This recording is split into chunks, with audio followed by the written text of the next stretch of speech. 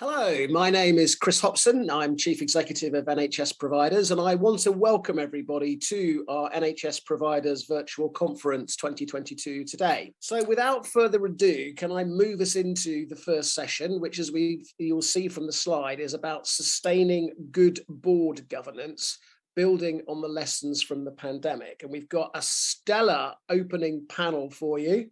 Our very old friend, Paul Devlin, Chair of Nottinghamshire Healthcare NHS Foundation Trust, Alison Marshall, the Chair of Gateshead Health NHS Foundation Trust, and Trevor Shipman, who's Non-Executive Director at Kettering General Hospital NHS Foundation Trust.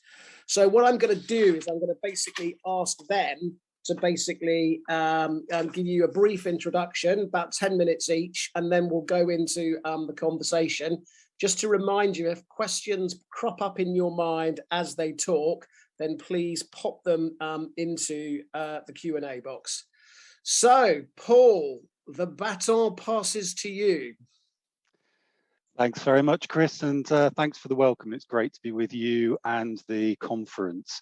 And just in thinking about this key question about sustaining good board governance and building on the lessons from the pandemic, I was reflecting on some of the many different governance challenges we've faced over the last couple of years. So if I could go to my next slide, please. So 5 key areas struck me about different governance challenges. First off, the unknown. We need to go back to the beginning of the pandemic and remember we rapidly adapted our governance in the face of an unknown virus. And the governance of our trusts were part of that, but also our decisions, our staffing, services, procurement, ethics, all sorts of governance challenges. We then had the peaks and troughs. So we had shifts where sometimes we were in emergency governance that was proportionately good enough and deliberately delaying some of our governance activity. We had the experience of command and control. So when the NHS was operating at level 4, we had to assure our governance responded to those centralised top-down decisions. There was some regrouping in the lulls, so balancing of things getting going again or becoming more refocused, but balancing that with recognising the immense toll on our people. And then the cumulative pressure, the need for us to understand the wider context of the impact of the last 2 years, rather than take snapshots of our governance. So if I could move on to the next slide, please. So we also mustn't forget some other context. As we're emerging from hopefully the worst of the pandemic, there are these other factors, including the expectations for recovery, not only from those needing our services, but from the government and the regulators. High demand, and in many services, increased acuity as well. The frustration of high waiting times, and also again, that cumulative exhaustion of people. And all of these have an impact on the delivery of the actions that follow from the decisions we take as boards. Next slide, please. Oh yeah, and there's a few other bits as well. So most trusts at some point in the pandemic took decisions to lighten the governance load.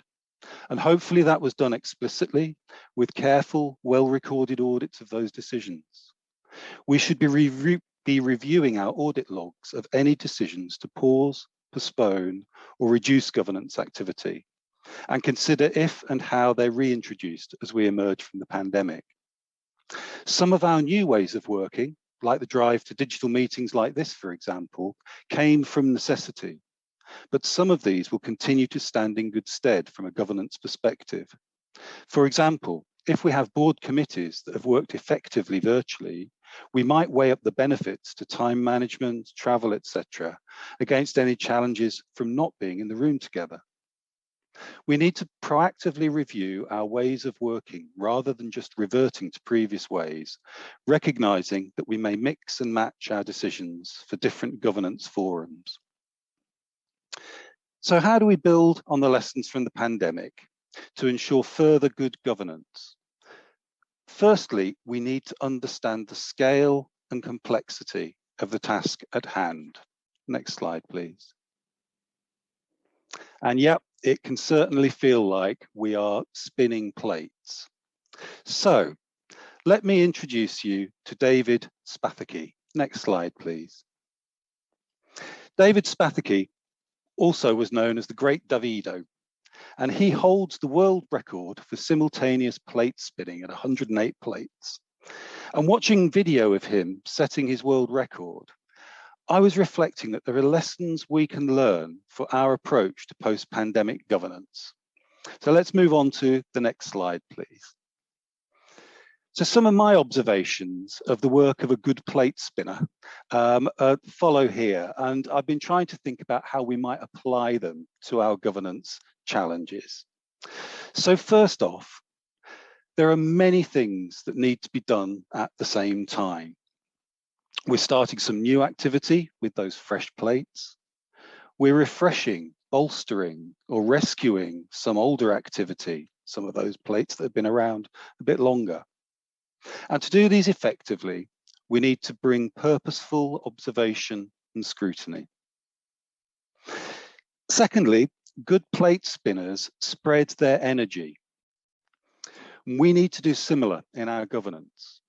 So we need to make sure we're not disproportionately drawn to exciting new things like the new plates, risking there being a detriment to the ones that were fine when we last looked, but actually we've not looked at for a good while. We need to check our fundamentals in governance and not just focus on the new. Thirdly, this requires us to bring an intentional focus on the range of governance tasks at hand, purposefully deciding where our governance energy goes. I think that's a really important, robust act that we can take. Fourthly, I spotted that the Great Davido had a colleague who passed him the plates to set up. Now, of course, he could have just got them himself, but that would have limited some of the time and energy he could bring to his plate spinning tasks. So we should welcome the support of others, both internally and in other organisations, to help us in our good governance. And I think we've got an opportunity to review how we make best use of our governance structures that support our board activity. We need to recognise others have skills and experience we don't. But also, even if we do have those skills and experience, others taking on tasks can help us then focus on other aspects of the tasks at hand whilst they assist us. And fifthly, we need to give all our governance plates sufficient attention. And sufficient attention is not necessarily the same attention. So we know that some of those plates will be in better shape than others and need less from us. Some will be distinctly wobbly and need more focus. And I think it's really important to think back, right back to the start of the pandemic and some of the governance decisions we took then, and just make sure that we are indeed taking account of, have we revisited those? Have we checked on those? And not getting caught out by just going back into perhaps the last few months or the last year. So as part of our focus on post-pandemic governance, I think we could actively review whether some of our plates could be stood down temporarily or permanently to enable us to concentrate on our priorities. And there are just a few questions that I'd just offer out that may help in relation to this. And certainly they're ones that I've been starting to think about with my board at Nottinghamshire Healthcare. Are there aspects of our governance that can be stopped? Or some that can be passed to other parts of our own or our systems governance to take care of in a way that is safe? Has some of our governance been surpassed by other, newer governance arrangements? And if so, how do we make sure we just use those new ones? Are there ways of working that have made our governance leaner that can be continued without diluting our good governance, freeing up some resource? And thinking about what are the lessons we learned from that proportionate good governance that may have been a bit leaner over the last couple of years, but actually, if we look at them critically, we recognise that we have not actually damaged or limited any of our governance. So let me move just to my last slide then. Really, my key takeaway from great plate spinners, aside from an absolute admiration for the way that somebody like the great Davido actually managed to spin 108 plates at the same time, was thinking in relation to good governance, that actually we don't need to be aiming to break any world records here. Actually, there's a chance for us to focus on potentially putting aside some bits of our governance, temporarily or permanently, and to think about how we do things differently to enable us to ensure our governance continues to be as effective as we want it to be. Thanks very much for listening. Chris, I'll hand back to you. Thanks very much indeed, Paul. As you know, I'm rather fond of a word picture now and then. So I really love your kind of plate spilling analogy, and I think you've done a really, really good job there without, I may observe, pulling the elastic of the analogy too far. I thought it was absolutely perfect. Also, a very quick opportunity, Paul, for me to say publicly, thank you for all the help and support you've given us at NHS Providers. You've been a real stalwart, and we really appreciate it. Alison, as chair of Gateshead Health, you've been having, as I think all of us have been having, an interesting time. So over to you. Thank you very much, Chris, and welcome everyone to the session this morning. As Chris said, I'm Alison Marshall. I am chair of Gateshead Health NHS Foundation Trust. We're a medium-sized trust, acute and community services up in the northeast of England, just to sort of set the scene as to our background as we moved into COVID a couple of years ago. Just want to take you through some of the things that we did and that we've lived through over the past 2 years. So our initial reaction is probably very similar to most trusts. We collapsed our board committees down to a COVID committee. COVID committee met once a month, mid-month. Board met at the end of the month. It was mainly verbal reports, particularly to the COVID committee, to try and free up some time. It was all on Teams, so the board, the COVID committee, the Council of Governors, as a foundation trust, all on Teams, all virtual. Non-execs, NEDs, not on site. Footfall had to be reduced, so they were working from home. And of course, we produced a COVID risk register. Moving on from that, we reintroduced the board committees, but again, virtual, and at times they also had to collapse back down depending on the waves of COVID that we had over the course of the next 2 years. We had a greater concentration in those committees and the board on risk and board assurance framework. And the non-exec walkabouts were off and on, depending on what was happening on site. If I'm honest, they were probably more off than on. So what were the advantages of that? Well, the slimming down of the committees was really helpful in terms of freeing up the exec time. In terms of the business that we were trying to do at the time, very operational, very reactive. There was little time for long-term strategic views. And therefore felt right in that climate that we saw 2 years ago. But what were the disadvantages? There was very much a focus on COVID rather than any other risks to the organisation. There was the inability of the non-execs to triangulate what they were being told with visits to site and meeting staff and patients. And I think there was a loss of personal relationships through Teams meetings. And I think perhaps we underestimate how important those personal relationships can be.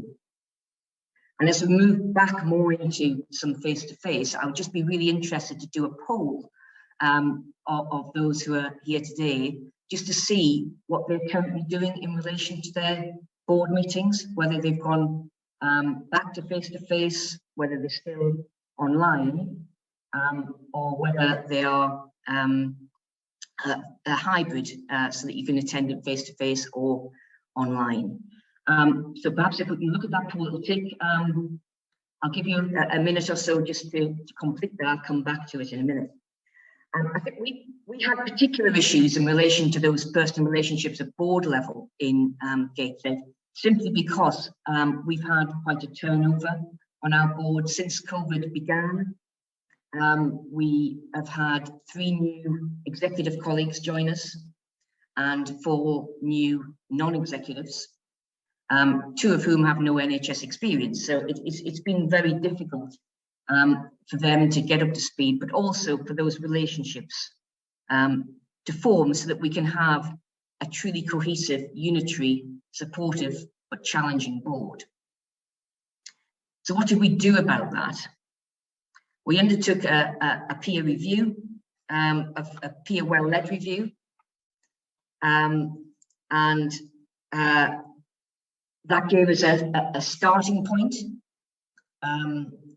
to look at actions and have some actions moving forwards to try and look as best we could at our baseline, really, and where as a new group of directors we move forward.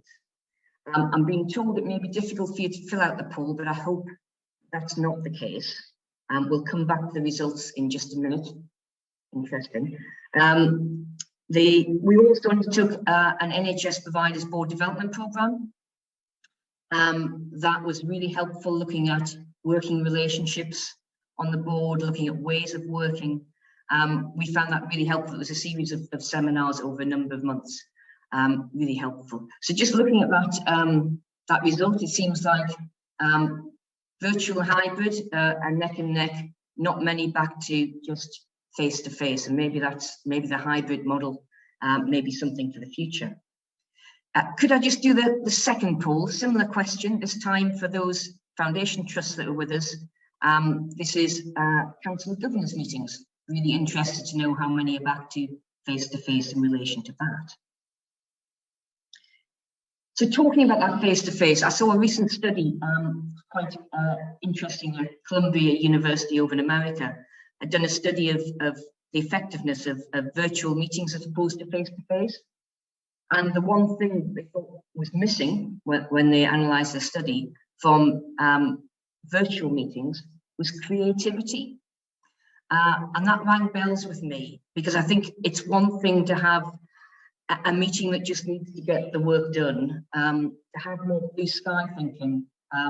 For me, it's best to have people in a room and read the body language and the reactions to certain things that are being said. We in Gateshead had our first face-to-face board meeting in March. I have to say, I insisted in getting back to that regime. I then caught COVID and missed the meeting myself, which wasn't great. But I'm told it went well. I think relationships for Foundation Trust, relationships with governors has also suffered. In virtual times, I think they feel very disconnected, and there's work to be done for us all in terms of getting that back on track. And it looks like Council of Governors are more virtual than hybrid. I have a third call for you, this time in relation to non-execs getting on the site and having some interaction with staff and patients and being able to triangulate some of the work that they do. So if I could ask you to have a look at that whilst we're talking.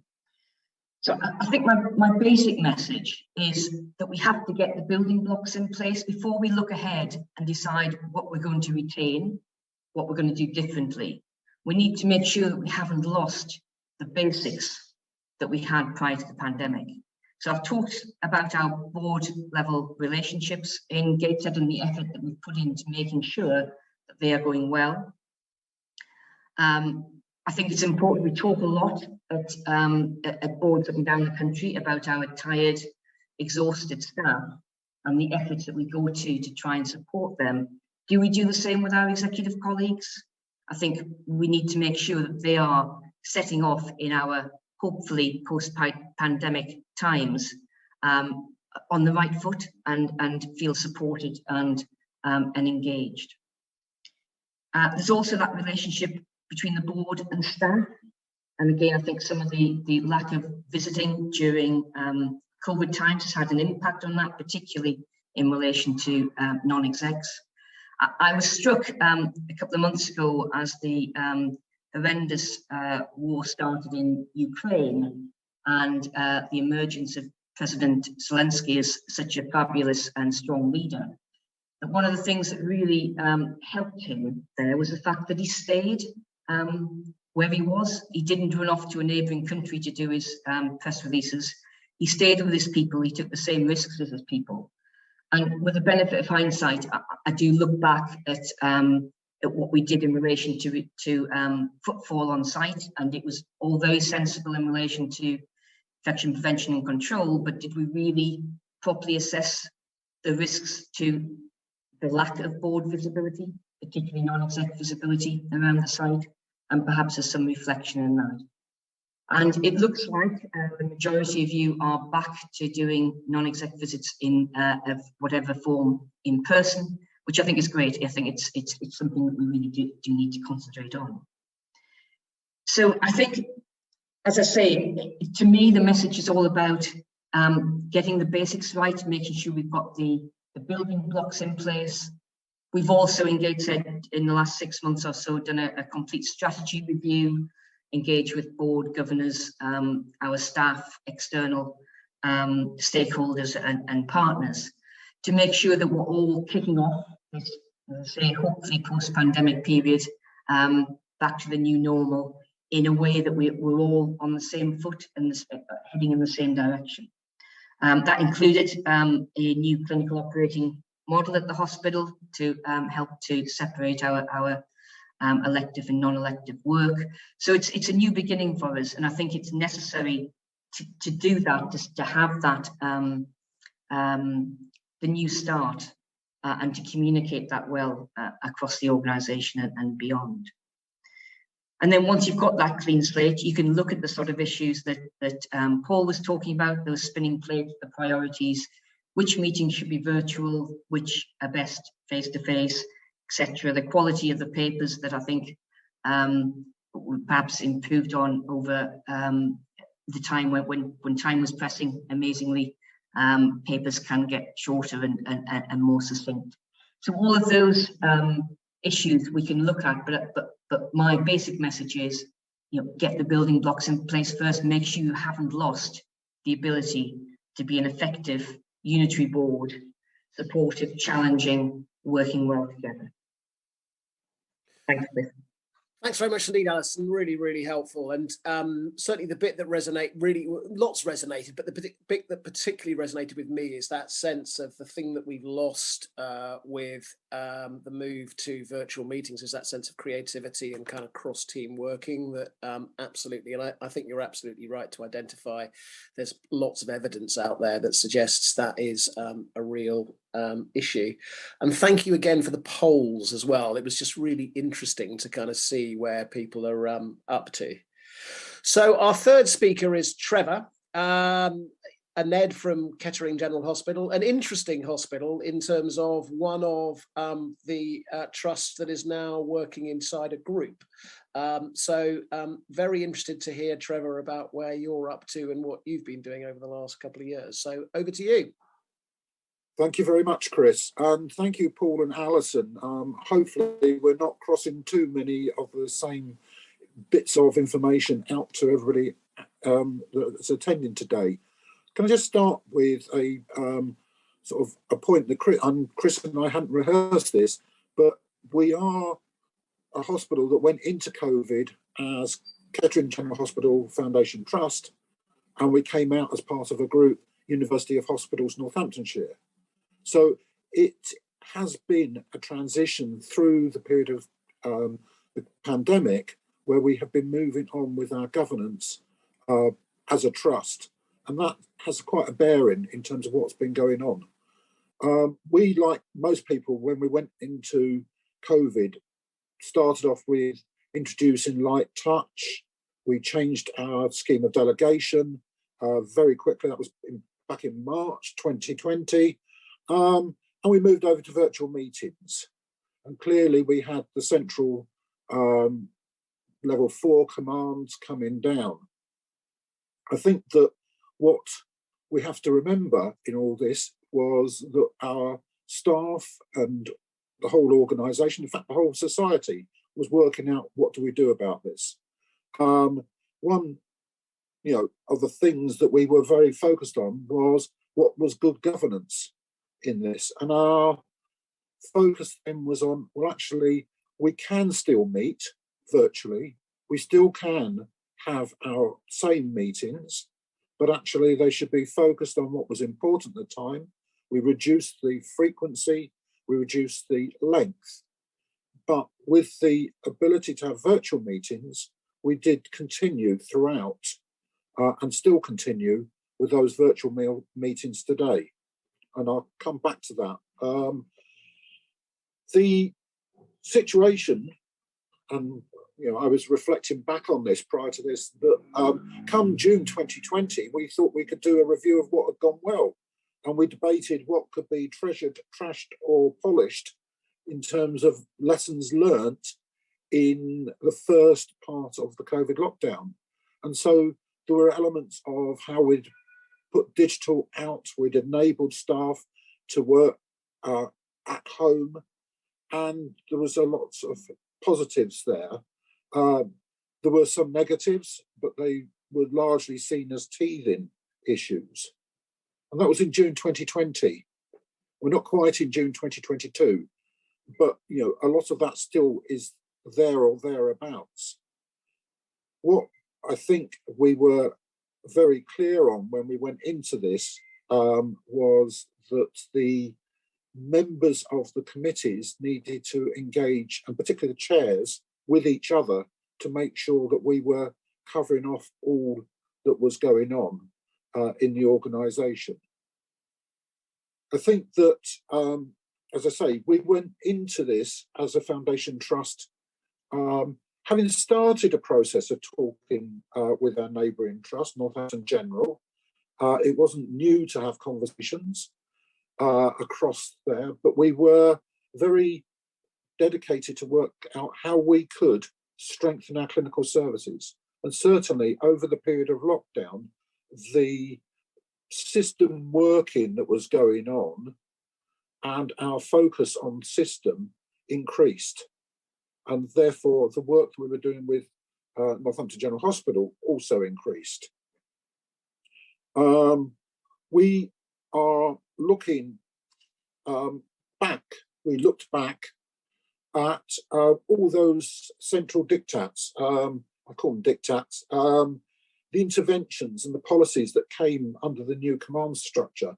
And we had a review at the audit committee of 897 that had come to ensure that we were actually implementing these, because it would be so easy for these to have been sort of lost in the focus on trying to do the day-to-day job. We had recognized, in that review, we recognised that all of them had actually been implemented, and we could evidence that. How much, reflecting back, have we evidenced that everything that came out prior to the lockdown from the centre is implemented? That was one of my reflections on that when we came out of it. But Alison touched on governors, and one of the points here was actually, how do we keep the governors engaged throughout this? And I think we have developed our engagement with governors, but we have not by any means got it 100%. I say we've improved. There has been a big push to help the governors in their communication with their populations, where I think moving through, and where we've got to learn lessons for the future, is how the governors are engaged in what's happening as we go forward. So what do we retain and what do we cast off? I think what we've got to recognise, as I've said, we've changed in terms of organisation. We now have group roles. We had a group chief exec. We now have group head of people. We have a group head of finance. We have, and we are trying to develop joint meetings between the two hospitals in terms of governance. We still have two separate boards. We are still two separate audit committees. But how do we make sure that we're working together? So going back to the governors as our major stakeholders, how do they recognise at Kettering what is being done for the Kettering residents, what's being done for the Kettering staff? We're going we're going through this, and Chris referenced it about the ICS earlier on, we're coming out the other end with new structures, new legislation. So how do we make sure our stakeholders, whether staff or population, understand where we sit in this? And has the COVID changes actually confused what has been going on? Because I'm not saying there's smoke screen, but actually certainly there's a lot of confusion out there. And at the same time, one of the things we had as a positive, I say a positive, I'm slightly guarded on that, was we had money coming out to support the services throughout the pandemic. Has that now led us, as we come out of those times and are having to work with more stringent financial controls, have we got the ability still to manage and have the governance to be clear what it is that we as a trust are responsible for and as a system we're responsible for? And I think that the lines of accountability, whilst we were in crisis, they were necessarily blurred at times, but as usual, the NHS works through a crisis very well. How do we work coming out of the COVID pandemic and ensure that the lines of accountability are clear, especially given those changes around the ICSs? In our case, how are we clear as a group where the lines of accountability sit? And this is something, going back to the discussion just now that Alison raised about whether or not we meet virtually or whether or not we meet in person. We as an organisation have been meeting as a virtual board throughout, but with our colleagues at Northampton General, we have had meetings in person, not formal meetings, but workshops, and a lot of development work that we've been doing has been in those meetings. How then can we make sure that we are accountable to our staff and to our governors in those meetings, that are workshops, that what we are doing for KGH in the context of the wider health system stands up to muster? There is a new, I call it new and rediscovered dynamic. We have to put the staff at the forefront of what we're doing and their welfare, and how we make sure that we have those links back to the staff as non-exec directors is important. Virtually, there are ways to do it, but actually being in the room, having the one-to-one, often develops a far better conversation than a virtual one. And so that is important as we come out. As we come out of COVID, we have a delivery contract with the public.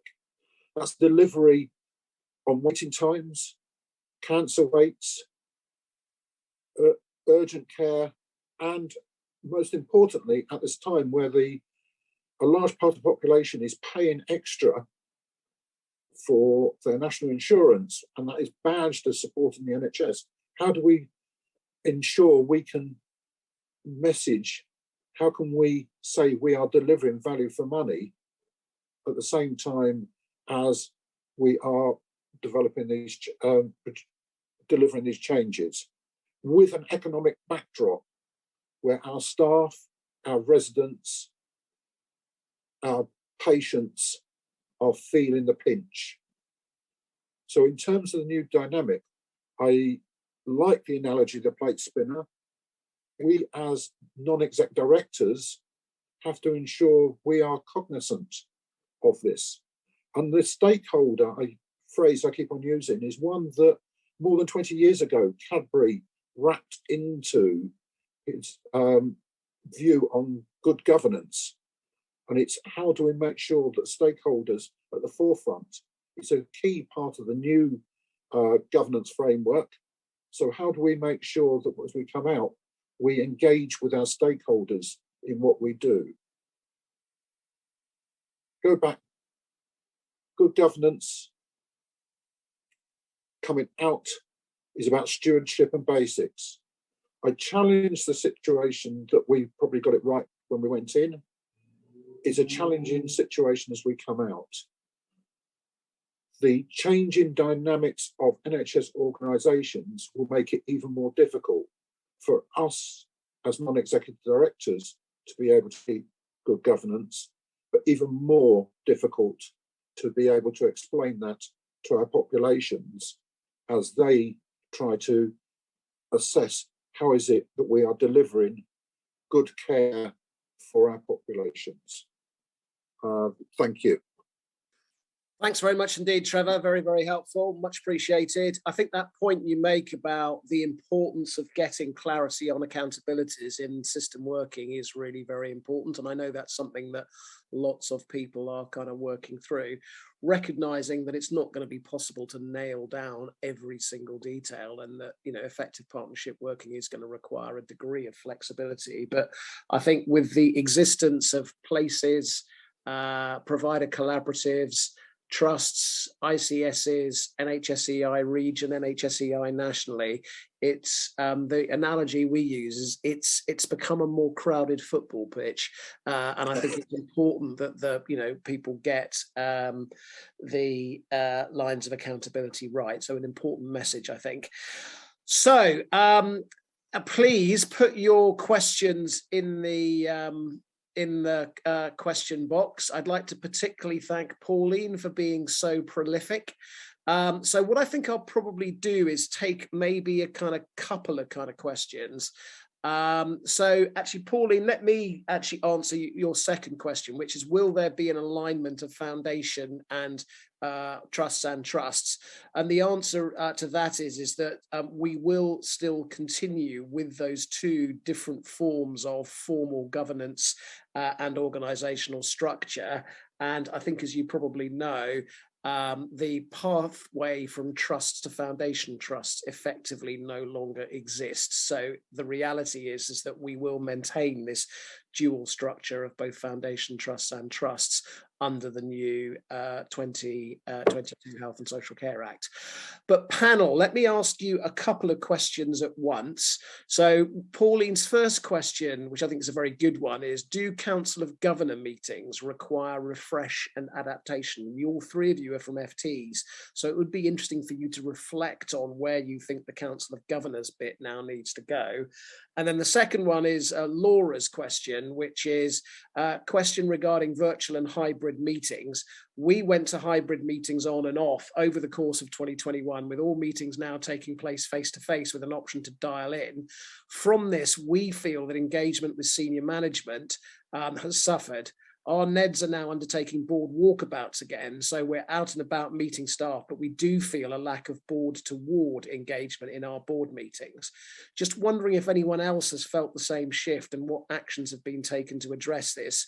We're keen, and I think couldn't agree with you more, Laura, that we need to support, boards need to support clinical commitments and clinical staff for obvious reasons, but also want the board to feel engaged with what's happening in the trust. So I think one of the things I definitely picked up from all three of your presentations was managing, in a sense, that tension between the needs of infection control, but on the other hand, the need to really perform the job effectively, which requires a degree of face-to-face engagement. So if I might ask each of you to just pick that up. So Paul, do you want to go first, and then Alison, and then you, Trevor? Great, thanks, Chris. Pauline, great question around councils of governors. And just reflecting on that, I think that with our council, governors have also been really frustrated that they've not been able to get out and about. So actually there's a connection to Laura's points as well for our governors. But in terms of that refresh and adaptation, one of the things that we'd seen is that we'd had really good engagement virtually. And then when we did manage to get a Council of Governors meeting back in the room again, we got really good attention again and good engagement. But we need to recognise that when we meet together in person, we almost have to relearn a set of skills that we've forgotten over the last 2 years from having learned how to meet virtually. And I think that's something that we need to give attention to. In terms of the walkabouts and getting non-exec directors and governors as well as senior leaders out, totally agree. Where we're at is we have just agreed a formalized schedule for the rest of the year. And we've had colleagues who've been able to really work out where are the parts of the organisation that have been missed out over the last 2-3 years even, and for us to then target a little bit about how we get out there. And I know my non-exec directors are looking forward to be getting back out and about again, but I do think they're really, really important. I like the fact that we formalised it so that we're actually not just going scattergun and going where we think we might like to go, but actually thinking well about our connectivity as a visible board. Thanks, Chris. Great, thanks. So Alison and Trevor, just to give you a quick heads up, could you also answer Jenny's question, which is how do hospitals work as a group without formally merging? I'm going to ask you that one specifically, given that you're in a group. Alison. Yeah, thanks, Chris. I think Council of Governors, it's been really difficult for the governors. We've had again a refresh. You know, a third of our council come up for election every year. So we've had a number of our more experienced governors who haven't stood for re-election. I think they were frustrated by the fact that they couldn't get onto site, didn't feel the same job as they felt they were doing before. So we've got, again, probably about half of our council of governors are new since COVID. They can't get onto site, they can't engage, they can't even engage with members by they used to do an awful lot of member activity, our council, very good at that, and they haven't been able to do those stalls outside Tesco's trying to get more people to sign up as members to our trust. So they feel very disconnected, and I think therefore in terms of what we present to them at council governors, we have to remember they haven't got the knowledge of what we do and how we do it. And it's important to take some of it back to basics and try and bring as many presentations to them as of things that are happening around the hospital to make them feel like they are part of it, and to try and get some of their visits reinstated as soon as we can, and work with them to try and understand more about what we do and how we do it. I think I've commented on the NED engagement and the visibility of boards. I think it really is very important. I think we are trying to concentrate when we do our NED visits at the moment very much on staff, and just giving staff the time and the space to talk to us about the experience they've been through. So it's probably a little bit less at the moment about assurance. It's more about the staff and re-engaging with them. It will turn into more of an assurance role in due course, but I think it's really important to establish with the staff the fact that the board are listening to them and they understand what they've been through, and we're doing what we can to support them in that environment. I think that last point, Alison, is really, really well made, isn't it? Effectively, it's very easy and quite understandably for a board to focus strongly on its assurance role. But I think you put it really well that the board's also got a really important staff engagement role, and having those two appropriately balanced in people's minds as they do the visits seems absolutely spot on to me. Trevor, Council of Governors, getting this balance right, and then also if you want to just say a little bit about group without merging, because I think you are one. There are a number of interesting and a number of groups that have actually effectively created a single group where effectively the trusts have effectively merged, but there are plenty of others where they haven't merged, and certainly it seems to us to be working perfectly effectively. Thank you, Chris. I think, one of the points I wanted to raise, just going back to my original presentation, was the fact that virtual doesn't necessarily mean less engagement. So one of the points was that we've had between 84 and 224 people looking at our board meetings, where we would have been lucky to have had one member of the public come into our board meetings or member of staff. I think that in itself is part of our broader aspect that we want to maintain.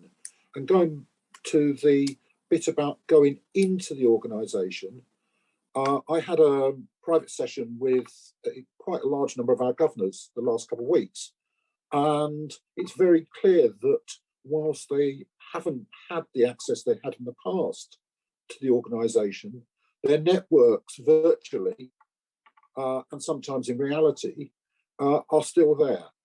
Now we like others are introducing a structured approach for going back in. We've started it, and with execs and non-execs pairing up with governors to take particular areas, so that we don't just go there once. We get to know the staff, we get to know what the issues are, but also be talking to the patients in those areas about what their experience is now. I think that what we've got to build into that, however, is that there is still a need for the virtual bit. I've, throughout the COVID period, have been shadowing, not actually been a member of, our safeguarding group, which is a key meeting within the organisation. So triangulating what's been going on with what's been coming up within that group has actually, for me, been a major benefit in trying to ensure we are keeping good governance. On the governors themselves, I think we do need a reset on governors. I think we constantly need a reset on governors. And one of the problems is that governors come and go. And my query is that the standard time that you have a governor in post, they have 3-year terms, may mean that you lose your long-standing governors when they've actually got their most experience of how the NHS works. And I think we should be reflecting back on that. We have had a constitutional group within the trust looking at the number of terms that governors can serve. And part and parcel of that is making sure that we actually have a group of governors that can help and support the new governors when they come in, and have the wherewithal to be able to fulfil their role fully.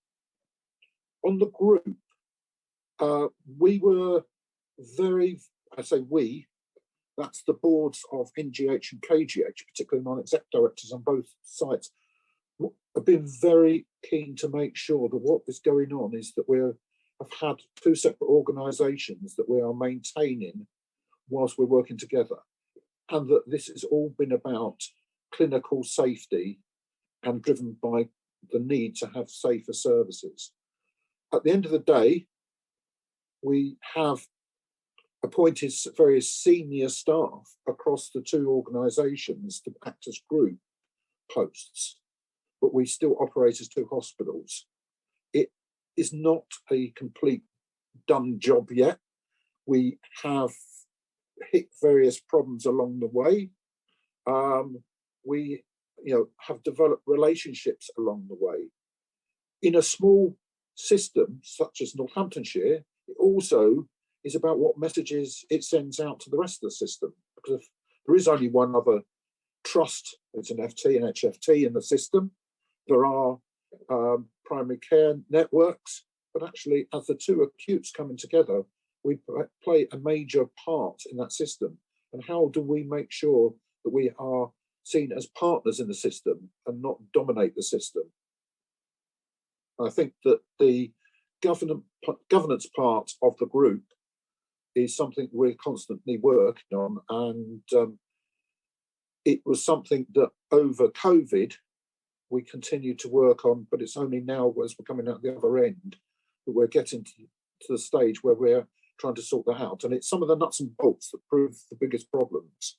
So getting the information right so that we can look at it across the group. Getting reporting right. It's bad enough trying to do it in one trust, let alone trying to get 2 trusts reporting in a similar manner. And if you're chairing a meeting where you're looking at mortality across 2 hospitals. Do you want to look at 1 report, or do you want to look at 2 reports that actually then need to query, well, is the information collected in the same way? So there's been lots of challenges along the way. We are still working on it. And for us, it's about getting it right for the patients and our staff first and foremost, rather than spending time going through all the governance issues there would be if, and I have worked through numerous mergers in my time when I was actually on the other side of the desk in the NHS, and they are very time consuming. And it's how much time we need to spend on that versus how much time we need to spend getting clinical services right is what is key for our future. Thanks, Trevor. And certainly what I would add is that I still feel that we're still relatively early on in this journey towards kind of group structures. And the obvious comment to kind of make is that there's not one single template that, each group is following. What we're tending to see, what we are seeing is each group effectively adopting probably some kind of common principles, but actually the structures all look different. And actually, and if you look at them in detail, and they reflect, I think, kind of what works for that particular group locally. So we've got 5 minutes to land the plane. So what I'm going to suggest is that if I just ask each of our 3 to basically give us 1 point that they wish to take away, that would be really helpful. And if you wished to basically answer any of the questions that are in the chat at the same time, but you've only got a minute, anything on the improvement methodology, anything on effectively how we make the public, our board meetings more attractive to the public. And then finally, how do trusts that aren't FTs partner and collaborate together? But the bit I particularly wanted you to do is, what's the one bit, the one point you would like our audience to take away from what you've said? Paul. Thanks, Chris. The improvement methodology piece that I was thinking about was about recognising where we streamline decision making. Rollout of MS Teams was the big one for us. Our trust colleagues managed to do that in a week. Previously, we would have put in structures that would have taken 6 months to get the governance right, because it was also risky. And actually tying that in with our risk appetite is really important. A takeaway for me is just that sense from the different presentations. There's getting our own governance right, but also doing it in partnership with others externally. Those will be my key ones. Thanks. Great, thanks, Paul. Alison. Yeah, Chris, for me, it has to be just getting those basics right. It has to be making sure that whatever you're building on, and we're all going to be building a new future because of the not only what we've had in our recent past, but also because of moving into the system working. But the building blocks to put all that on have to be right. You have to be operating as the best you possibly can at board level, and that needs work. It doesn't just happen overnight. Yeah, and I think as you've all said, that real focus on getting the basics right has got to be really important. Trevor. Yes, and reflecting what what Paul said, I think that how our digital teams rolled out the technology has got to be a lesson for the future in terms of the risk appetite sometimes around these things, and you end up piloting things, and how much time do you pilot and then actually don't implement? So that's critical. I think in terms of a simple message, it is about how we engage with our stakeholders so that they understand what's going on. They have been putting more money into the NHS. We have far more money. How do we demonstrate what they're getting back for it? And how do we communicate that with them?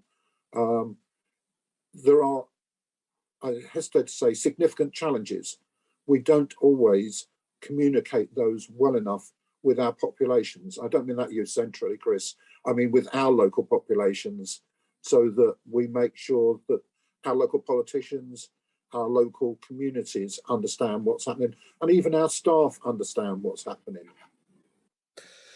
Thanks, Trevor. Thank you very, very much indeed, everybody. I think a really, really interesting kind of initial kickoff session. I think a real chance, it felt to me, to both look back a bit and reflect on kind of what we've been doing over the last couple of years, but also about how we then use that as a platform to kind of go forward and what we need to do next. So thank you in particular to all three of you, to you, Paul, to you, Alison, and to you, Trevor, for your thoughts and contributions. Really, really helpful.